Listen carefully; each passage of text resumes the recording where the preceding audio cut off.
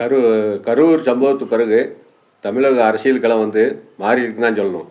ஏன்னா ஆரம்பத்தில் பார்த்தீங்கன்னா, விஜய் கட்சி ஆரம்பிக்கும் போது தனித்து தான் போட்டி, நம்மளோட கூட்டணி சேர்றவங்களுக்கு அதிகாரத்தில் பங்கீடு அப்படின்னு தான் சொல்கிறாரு. அதாவது எப்படின்னா, அவர் அதாவது அவராக போய் சேர மாட்டார், தன்னோட வர்றவங்களுக்கு கூட்டணியில் பங்கு தான் அப்படின்னு தான் ஒரு ஒரு வாக்குறுதியாக கொடுத்தாரு. அதை நம்ம வந்து விக்கிரவாண்டி மாநாட்டிலே பார்த்தோம். இப்போ கரூர் சம்பவத்தில் இப்போ 43 உயிர் போச்சு. அதுக்கப்புறம் பார்த்தீங்கன்னா, இப்போ டிவிகே கட்சிக்கே பார்த்தீங்கன்னா, பெரிய சிக்கல் ஏற்பட்டுன்னு தான் சொல்லணும். ஏன்னா அடுத்தடுத்து கோர்ட்டு கொடுத்த அதிரடி தீர்ப்பு, இந்த மாதிரி மக்களோட விமர்சனம், விஜய் வந்து அங்கே ரொம்ப நடந்து அந்த கண்டுக்காம போனது, அதாவது அவங்க சென்னைக்கே போனது, அது வந்து மக்கள் மத்தியில் பெரிய விமர்சனங்கள் ஏற்படுத்தியிருக்கு.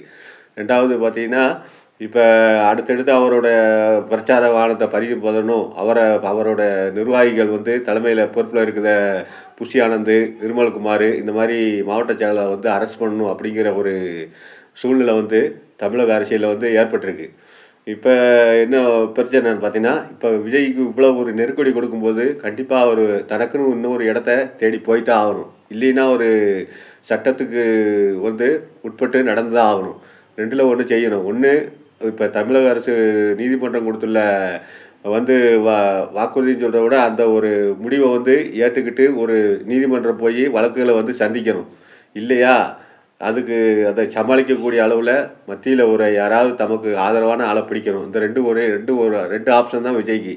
இப்போ நீதிமன்றத்தை எதிர்த்து வழக்கு தொடுத்து அப்புறம் தேர்தலில் நின்றுன்னா அது வந்து நமக்கே தெரியும் எந்த அளவுக்கு எங்கு போய்விடுன்னு சொல்லி. ஏன்னா இந்த மாதிரி 41 உயிர் காரணம் இப்போ தாவைக்கா தான் முழு பொறுப்பு அப்படின்னா, தலைமையில் இருக்கிறவங்களுக்கு ஜெயில் தண்டனை கொடுத்தா கூட அது நம்ம ஆச்சரியப்படுறதுக்கு இல்லை. இப்போ ஜெயில் தண்டனை பட்டாச்சுன்னா கண்டிப்பாக தேர்தலில் வந்து நிற்க முடியாது.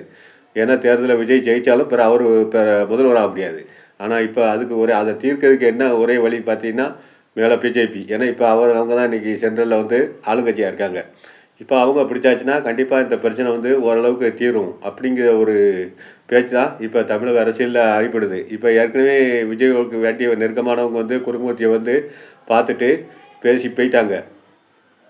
அப்போ அப்படி இருக்கும்போது கண்டிப்பாக பிஜேபி மேல் தரப்புலேருந்து கண்டிப்பாக தாவைக்காட்டை வந்து விஜயோட கட்சியில் வந்து பேசிக்கிட்டு தான் இருப்பாங்க. இப்போ இதில் என்ன ஒரு பிரச்சனை அப்படின்னா, ஏற்கனவே பார்த்தீங்கன்னா திமுகவை எதிர்த்து ஒரு வலுவான கூட்டணி வேணும் அப்படிங்கிறதுனால எடப்பாடி தலைமையிலான கட்சி, பிஜேபி, பாமக, தேமுதிக இந்த மாதிரி ஒரு வலுவான கூட்டணி உருவாகும் அப்படின்னு எல்லாம் தமிழக அரசியலில் வந்து நினச்சிக்கிட்டு இருந்தாங்க.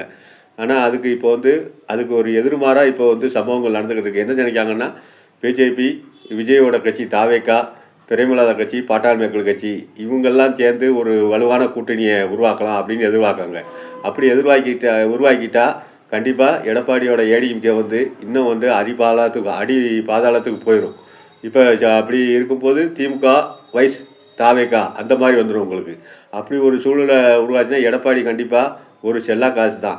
ஏற்கனவே இப்போ கடந்த பாராளுமன்ற தேர்தலில் பார்த்தீங்கன்னா ரொம்ப மோசமான வாக்குகளை தான் வாங்கியிருந்தார். இப்போ பிஜேபி அதில் 17% வாக்குகளை வந்து வாங்கிடுச்சு. நிறைய இடத்துல வந்து அதிமுக வந்து 3வது இடத்துக்கு தள்ளப்பட்டுருச்சு. இந்த சூழ்நிலையில் பிஜேபியோட தாவைக்கா சேர்ந்துச்சுன்னா கண்டிப்பாக அதுக்கு ஒரு ப்ளஸ் பாயிண்ட்டு. திமுக விலஸ் தாவைக்கா அந்த மாதிரி ஒரு சூழ்நிலை வந்து களம் மாறுறதுக்கு ரொம்ப வாய்ப்பாக இருக்குது. அந்த சூழ்நிலை இருக்குது. தாவைக்கா, பிஜேபி, பாமக இந்த மாதிரி ஒரு கட்சிகள் சேரப்போது கண்டிப்பாக எடப்பாடி தலைமையிலான அதிமுக வந்து 3வது இடத்துக்கு போகிறதுக்கு ரொம்ப வாய்ப்பு இருக்குது. இதெல்லாம் நடக்குமா அப்படின்னா ஒரு யூகம் தான். ஆனால் அதுக்கு உண்டான வேலைகள் தான் இப்போ டெல்லியில் வந்து நடந்துக்கிட்டு இருக்குதா சொல்கிறாங்க. அது எந்த அளவுக்கு உண்மைன்னு தெரியல. ஏன்னா இப்போ வந்து பிஜேபிகிட்ட வந்து காங்கிரஸ் தலைவர் ராகுல் காந்தி கூட பேசியிருக்காரு. அந்த சம்பவம் நடக்கும்போது பேசினார். ஆனால் அதுக்கப்புறம் பார்த்தீங்கன்னா இவர் பிஜேபியோட அண்டர்ஸ்டாண்டிங் ஆகிட்டாங்க அப்படின்னு வர்றதுனால கண்டிப்பாக ராகுல் காந்தி வந்து கண்டிப்பாக விஜய் கையில் எடுக்க மாட்டார். ஏன்னா அவர் ஏற்கனவே திமுக கூட்டணியில் இருக்கார். அப்போ அந்த திமுக கூட்டணி தான் அவர் பலப்படுத்த பார்ப்பார். ஏன்னா விஜய் வந்து பிஜேபிகிட்ட லிங்க் வச்சுருக்கும் போது கண்டிப்பாக அது காங்கிரஸு கண்டிப்பாக அதை வந்து நிராகரிக்கத்தான் செய்யும். அப்படி இருக்கக்கூடிய சூழ்நிலை இப்போ அதிமுக என்னாகும் அதுதான் இப்போ பிரச்சனை. அதாவது இப்போ எடப்பாடி என்ன நினைக்காரு, இன்னும் ஒரு 5-6 மாதத்தில் தேர்தல் வரப்போகுது. தேர்தல் வரும்போதுன்னு பார்த்தீங்கன்னா பிஜேபி, தாவைக்கா, அதிமுக இந்த 3 சேர்ந்ததுன்னா கண்டிப்பாக பெரிய வெற்றி, மாசு வெற்றி கண்டிப்பாக கிடைக்கும். அதைத்தான் எடப்பாடி அவர்கள் எதிர்பார்த்துக்கிட்டு இருந்தாங்க. ஆனால் அதுக்கு வந்து ஒரு முட்டுக்கோட்டை போடும் விதமாக தான் இப்போ டெல்லி தலைமை வந்து தாவேகா ப்ளஸ் பிஜேபி அப்படிங்கிற ஒரு சூழ்நிலையை உருவாக்கி இருக்குதா தகவல் வருது. இது எப்படி கை கொடுக்கணும் எல்லாத்துக்கும் தெரியும். ஏன்னா தாவேகா ப்ளஸ் பிஜேபினா கண்டிப்பாக ஒரு மாஸ் கூட்டணியாக தான் இருக்கும். ஏற்கனவே இப்போ விஜய்க்கு வந்து தொண்டர்கள் இப்போ ரசிகர்கள் மட்டுமின்றி தொண்டர்களாக அவங்க வந்து மாறிக்கிட்டு இருக்காங்க. கண்டிப்பாக இப்போ இப்போ எல்லா இடத்துலையுமே அவருக்கு ரசிகர்கள் இருக்காங்க. ஒரு பட்டி தொட்டி எல்லா இடத்துலையுமே ரசிகர்கள் இருக்காங்க. தேர்தல் வேலை செய்கிறதுக்கு ஆள் இருக்காங்க. அதனால் இப்போ வந்து அந்த கூட்டணி வந்து கண்டிப்பாக உருவானா ஒரு பெரிய தாக்கத்தை ஏற்படுத்தும் அப்படிங்கிறதுல எந்த ஒரு ஐயப்பாடும் கிடையாது. ஏன்னா இது உண்மையிலே நடந்தால் கண்டிப்பாக திமுக ப்ளஸ் தாவேகா விஜய் சொன்ன மாதிரி திமுக ப்ளஸ் காவேகா அந்த ஒரு கூட்டணி கண்டிப்பாக வரும். ஏன்னா இப்போ மேடைக்கு ஏன் விஜய் அவர்கள் திமுக ப்ளஸ் தாவேகான்னு சொல்கிறாருன்னா இப்போ திரைமறைவில் இந்த வேலைகள் நடந்துக்கிட்டு இருக்கலாம். அதுக்கு தான் அவர் போகிற இடத்துல பார்த்தா இடங்கள்ல கூட ஏடிஎம்கே வேற பேரை கூட சொல்ல மாட்டேங்காரு.